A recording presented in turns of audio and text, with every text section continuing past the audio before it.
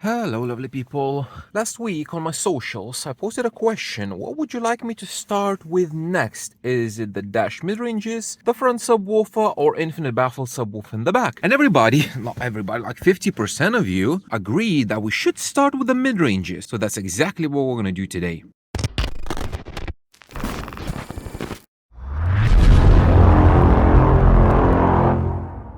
Now, I'm not gonna lie, I took inspiration and I'm gonna copy the idea from Peter from PS Sound because he did an install that I really liked. And as I mentioned, I'm gonna try to copy him because I really don't want to take out this dash. It's really a pain. It will take ages. So, in regards to the speakers, I will be installing these, which is Faital Pro 4FE42. These are 8 ohm speakers, but I don't mind. I couldn't find the 4 ohm at the time when I bought them because I bought them when they just being released and there was nothing really available. Now probably you can find the 4 ohm versions, but I will be working with these. I did feature these drivers in the Ultimate Midrange Shootout and they perform distortion wise the best. They have the lowest distortion and one of the highest sensitivity. They're Neo Moto, so very small compared.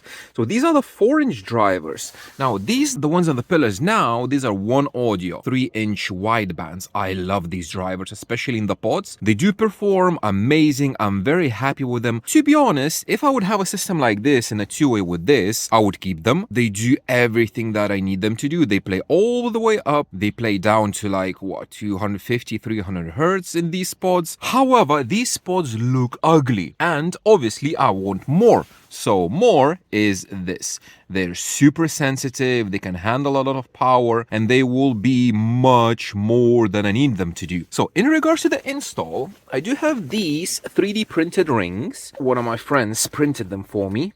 So these mid-range is gonna go into the rings, just like that. They are a bit of a weird shape, but we'll see how it's gonna go. And then in regards to the grill, I do have this, which is printed. I'm not sure if I'm gonna use this one, or I'm just gonna put this one on. So this is from AliExpress. They come with plastic trims as well. It's exactly the same like that one, just that one is 3 inches and this is a bit bigger, 4 inches, and it fits perfect.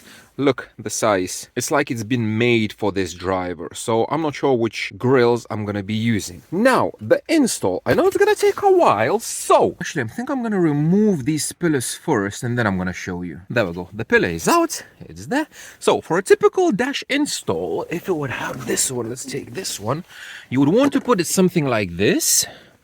Cut the dash and just literally install it like this, as much into the corner like as you can. However, I saw what Peter did. I don't remember which car was it. If anybody's gonna find it or everybody knows, because I know all of you watch both of our channels. What he did is he took this ring and he pushed it into the A-pillar area, just like that. And if that's the case, the only thing that you need to cut is that little corner of the dash rather than a hole, possibly a vent, which usually goes like this. So basically you're saving a lot of labor as well because you don't have to remove the dash. If I can cut it with using like a multi-tool or something, that would save me time as well. So what I want from these dash mid-ranges, I would like them to be a little bit tilted. I don't want them to be flush, I want them to be a bit tilted. So this shape is not that very nice, but if I could have them like this, you can see they're tilted. So from the driver's seat is going to be like this, probably like within 30 degrees or something. This would be ideal. I'm not sure how I would be able to reach that bolt install. So this is the problem with logistics now, is because I need to install them in a way that I could remove them when I want. Another thing is I need to figure out the mounting, how to mount them to... I can see a hole over there. Maybe I could install a riv nut in there, and another place I will have to mount it somehow to the dash as well. So yeah, I don't know. I have absolutely no idea how to do this because Peter probably he has like a video on Patreon, but I'm not on his Patreon, so I will be experimenting. And then when this mid-range is going to be installed, the pillar, which is literally going to cut the pillar like that, so the top part could go on, and then we need to blend that bottom part of the pillar to this. This is a GPS antenna for the head unit. I'll have to remove it. So first order of business now is I need to cut some kind of, I don't know from what, probably very thin plywood, like a little flat something that would go in this area, because I will need to glue this ring on top of that flat piece, and then we'll just literally go fiber fill all around to make nice edges, figure out the mounting, and then I'm just gonna mark whatever I need to cut out and cut it out. If I'm gonna take the driver like that, yeah, strong neo magnet, very strong magnet. Okay, this is gonna go something like this. I cannot do this, but yeah, I will need to cut out probably like a semicircle or something. So let me find some wood, shape it to this, and see how we look like. Okay, I did a round template. So basically, I did a template according to that angle. There's a little bit of a notch here. And then I have two options. I can go on this edge. I can go either round, like upside down, like this, or square. If I'm gonna go round, it's not enough space. You can see this corner is already going out. And if I'm gonna do angled like this, it will take a bit more space. However, then this ring fits nicely, and this angle I think is gonna look a bit nicer with this car, because this car, it has more angles than round corners. You can see everything is a bit angled. I didn't do a 90-degree angle, but I did like an angled angle. So this is gonna be my bottom plate like that. Then I just need to figure out how much should I lift it like this. Should I lift it like to the side? Should I lift it to the front, or both? Like these tabs, yeah, they don't help at all. If it would be a round ring, it would be much nicer, but it is what it is. If I'm gonna remove these tabs, I really don't have any other option to fit this driver. So now I'm gonna make this out of wood, or maybe plastic. I'm not sure, I'll see what I have. Okay, this is something like it should be.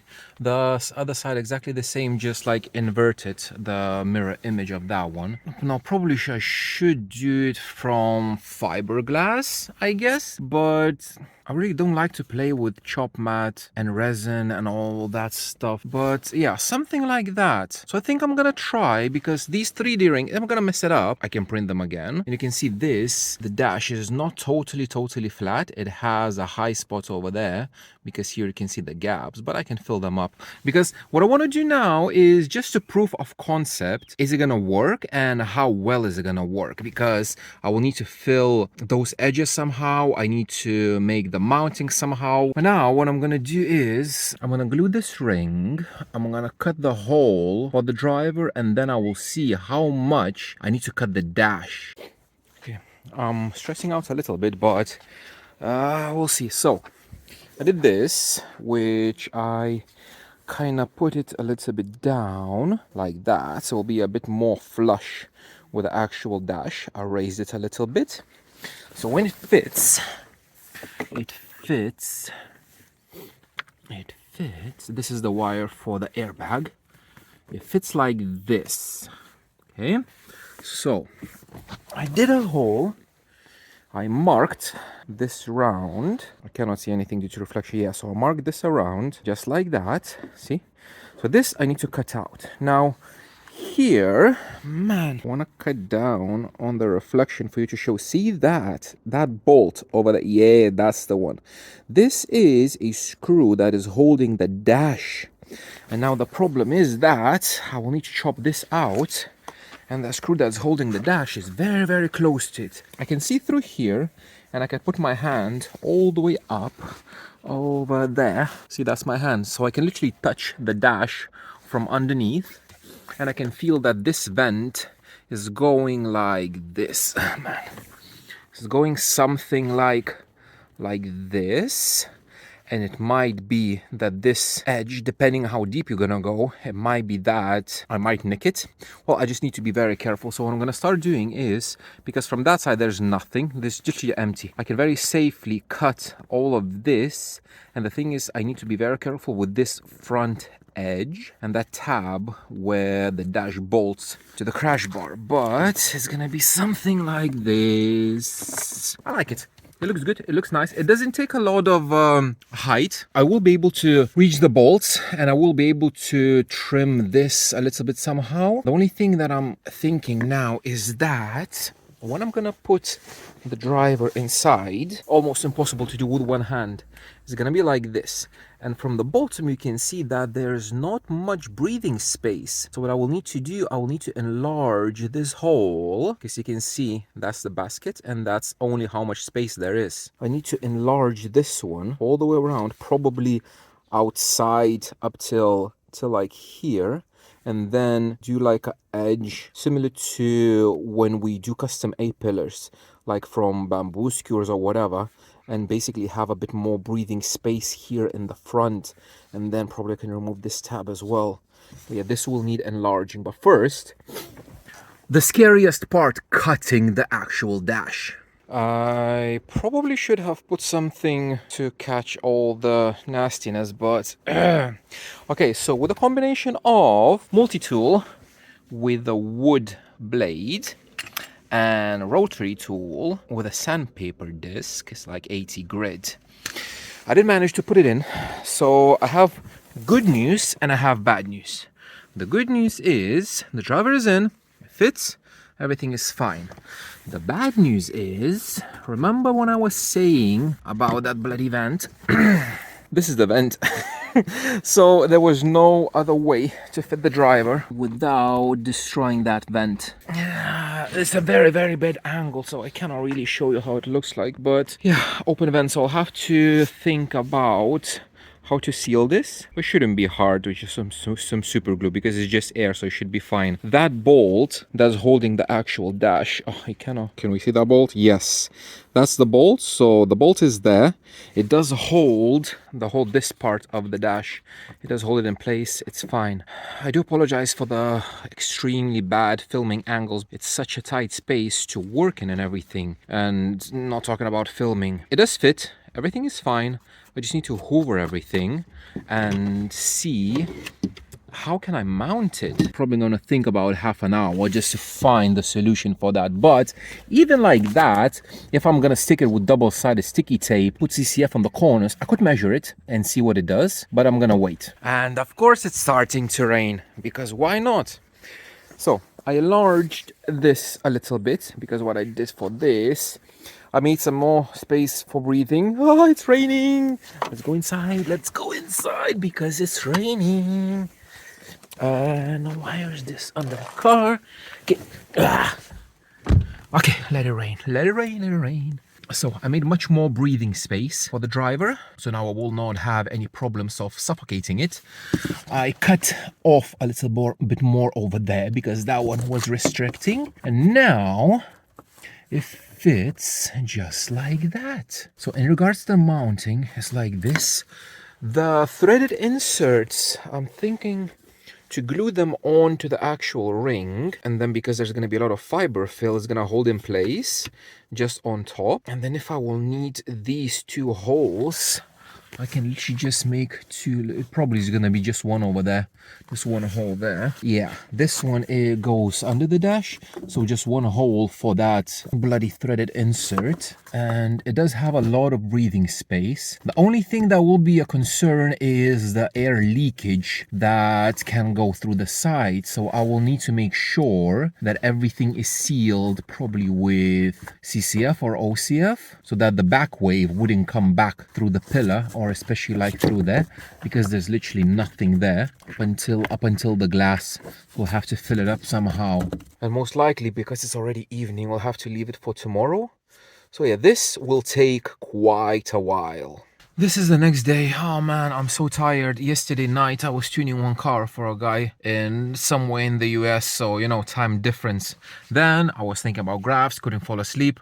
Anyway, today it's already evening and I did very, very little. So what I did is I did this. This is obviously, now it's not flat. What I need to do now, because this is going to be the final stage for the time being, because today is Friday, tomorrow family day, and then work week, so I won't be able to do pretty much nothing with this. What I need to do now is I put a bracket in there. I need to drill a hole and tap it so I can put a screw in there. But this is gonna be like the orientation and everything assuming this is from the driver's seat. It looks bloody awesome. Now, yes, the gap, I'm gonna fix it. So let me show you what I did. I had to enlarge the hole a little bit. This is not done correctly yet. I enlarged the hole. I cut a bit more into that end so that I will have a bit more airflow. I made another hole here because I did this with this. This is simple filler just around, just to make sure that there's no gaps, because what I want to do, at least today, I want to measure, I want to test it. I want to put it in, seal the gaps, and I want to measure it, see what it does, if I like it, because if something is going to be wrong, obviously I'll have to redo it. So it's pointless to finish it and then measure. So M6 bolts, because the holes are massive, and I use these. So these are threaded inserts for wood, but I just literally put some super glue on them and super glued them in, because in these grooves, the glue, or probably I could have used resin or maybe epoxy glue, but I think it's going to be fine. If it's going to break, I'm going to put some epoxy, but I think it's going to be fine. So 2 here and 2 are in there, you can see, and the filler, it's actually holding it in place. Now this driver has plenty of breathing space, and you can see one of these, because it is slanted, so this right one is going into here in this corner, and the left one is gonna go in there. So I'm thinking when I'm gonna put this bracket like here on the side into there, is gonna be held with a bolt in there. And when I'm finished everything with all the trimming and everything, what I'm gonna do, I'm gonna put some epoxy in here or something else, and just literally, because that one you can see goes inside, I'm gonna glue it in like that, and it's gonna stay like this. It's gonna be perfect. If I will need to remove it eventually, I'm just gonna rip it out and it's gonna be fine. And I think 2 holding places, maybe I'm gonna put some, the thing is, if anybody has any idea how to fix this to the dash, because my idea now is just literally put construction adhesive all the way there so that it would stick from that side, because with bolts it's gonna be a pain to catch any bolts from there. And here I have that vent that I still need to somehow seal it. I'm gonna use some expanding foam. I'm just gonna put the expanding foam in there that goes in there, because the air is coming through there, and here as well to this side, because it's coming out. I think, I'm not sure if it's this or this one, but I'm gonna use expanding foam and just not gonna bother with it. But I like how it looks like. So now the only thing I need to figure out this bracket, fix this bracket, and then I can measure it and see what it does. If I like it, this is gonna be it. So I want to show you, that's gonna be my mounting point over there, that little hole. And what I'm doing, I literally drill a 3mm hole, and I have an M4 tap, and it's literally tapping the hole itself, because it is like 2mm sheet metal or whatever. And for this M4 screw, it's gonna be perfectly fine. I don't even need to put any rivets or anything, because this is gonna be holding perfectly fine. Okay, it's late, it's dark, I'm tired. Put it in, 1 bolt in there. It's not really like properly done, so it will have some air leaks, but I just wanted to measure and I wanted to see what it does. And ta-da-ta-da! This is bloody awesome. This is much better. Oh, this is much better than I expected and I wanted. So this is with no crossovers, no EQ, absolutely nothing, just how it is. And the only thing we have this 3.3 kilohertz dip, and this is gonna be due to the reflection from the glass, because I tried it. It is literally this edge, you cannot put a finger in there. It's so close to the windshield, so it is very, very close. It's slightly tilted, and this is so cool. Actually, now that I'm looking at it, the dip above 3 kilohertz is the actual inherent dip that this driver exhibits in the frequency response, even in the data sheet. And the reflection from the windshield is just above 1 kilohertz, which is very, very small. I could listen to this with absolutely no EQ. Obviously, it would be very nice to knock down this little peak, but wow, no crossovers. They do play from 150, maybe like 200 if we're gonna draw a line somewhere here, but man, like down to 100. Obviously, you're not gonna push them, but it's so good. I did try to EQ it a very little. I did apply a crossover 250 hertz or something like that, or 200, just to chop it off for protection. And after that, I EQ'd it kind of flat, and I have this. So a little bit of a boost, but again, this is only 5 dB, which is fine. It's a reflection, I shouldn't boost it, but again, I'm just very rushing. I did auto EQ, quick import into Helix PC tool, and it's gonna be ready for the next week. But this response is, wow, this is much better than I had in Insignia. In Insignia, I had a dip somewhere 1.8K, quite big, but this is, and it plays all the way up. It doesn't have a rising edge, it doesn't fall down, it plays all the way up, tweeterless. So now I just literally have just one, because the other one is not done, and I don't know when I will be able to do this. So this week I'm gonna be driving with only one of it, with only one mid-range that will try to keep up with 2 mid basses in the doors and the sub in the back. But I think it's gonna be fine because it can handle a lot of power. It's super sensitive. It's 94 dB sensitive. So you need 1 watt to have 94 dB, and what, 10, 20 watts to do like 100 or above. It's gonna be awesome. Later on, when we're gonna deal with all the gaps and everything, I hope maybe it's gonna be even better. What I wanna do is I wanna take impedance sweep with how it is now, and another impedance sweep when I'm fully finished with everything is gonna be sealed, just to see if there's gonna be a big of a difference, and another impedance sweep with the driver out, just to see how is it different in free air and with this installation. But I am so happy. I just hope that that side is going to be something similar, as good as this one. So that's it this week. I'm not going to do anything else, and I will continue next week. Thank you very much for watching, guys, and I will see you in the next one.